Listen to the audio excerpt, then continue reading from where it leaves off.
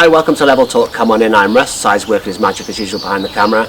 Just finished washing the car and we thought this video would be of use to other people.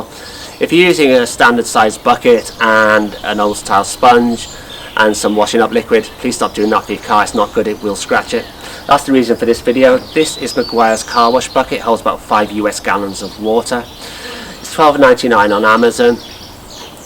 It's a very strong bucket, it's going to last you ages, but the reason you buy this bucket is what's in the bottom of it, which is this. Now this is about £12 as well on Amazon. It's a grit guard.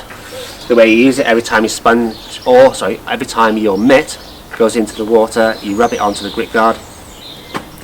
Separates out any grit, so every time your mitt goes back to the car, you don't scratch your paintwork. That protects your car over time, and we find it an excellent product. If this has been of use to you, please give us a thumbs up. Have a great day. Standard bucket, a sponge and some washing up liquid. If you what's up, Big B? What's Big B? Keep that, we'll use that in the outtakes. This is what happens when you get halfway.